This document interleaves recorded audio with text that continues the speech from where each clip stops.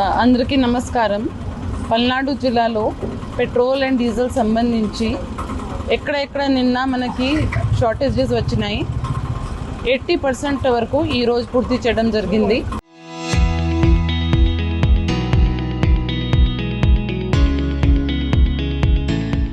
ఇరవై 22 బంక్స్ తప్ప మిగతా అన్ని బంక్స్లో ఈరోజు సప్లైస్ ఇవ్వడం జరిగింది. మిగతా బంక్స్లో కూడా ఈరోజు రాత్రి కల్లా సప్లైస్ పూర్తి చేయడం జరుగుతుంది. అందరికీ సిటిజన్స్కి వాళ్ళ బంక్ సంబంధించి సమాచారాలు కూడా టైం టు టైం ఇస్తున్నాము. జిల్లాలో ఎక్కడ కూడా డీజిల్ లేదా పెట్రోల్ షార్టేజ్ లేదు. ఎవరు కూడా కంగారు పడకూడదు. ప్రయారిటీ వైజ్గా మనం ప్యాసింజర్స్ని, 2 వీలర్స్ని, 4 వీలర్స్ని మరియు రైతులని ప్రయారిటైజ్ చేస్తున్నాము. క్వారింగ్ సంబంధించి వెహికల్స్ని లో ప్రయారిటీలో పెట్టి ఆ బంక్స్ నుంచి కూడా వేరే బంక్స్కి డైవర్ట్ చేయడం జరుగుతుంది. వెహికల్ సంబంధించి కూడా వాళ్ళ అవసరంని బట్టినే వెహికల్ వాళ్ళకి ట్యాంక్ కెపాసిటీ ఫుల్ చేయకుండా వాళ్ళకి ఆ రోజుకి ఎంత అవసరం ఉంది అంతవరకే పెట్రోల్ డీజిల్ తీసుకోవాలి కోరుకుంటున్నాను. ప్రస్తుతం అయితే జిల్లా వ్యాప్తంగా 2 వీలర్స్కి 200 లిమిట్ పెట్టాము.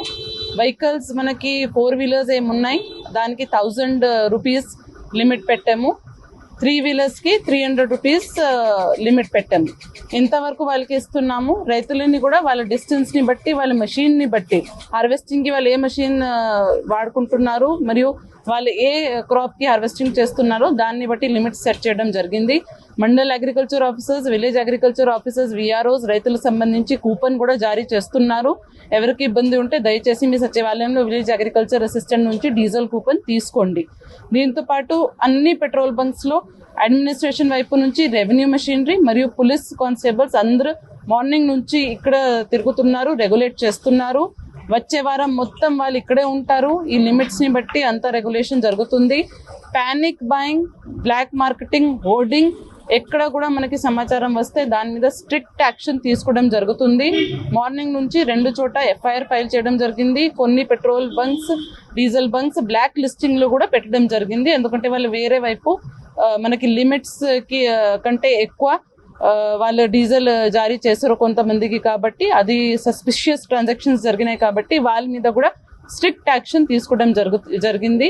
కలెక్టరేట్ కంట్రోల్ రూమ్లో కూడా కాల్ సెంటర్ ఓపెన్ చేయడం జరిగింది.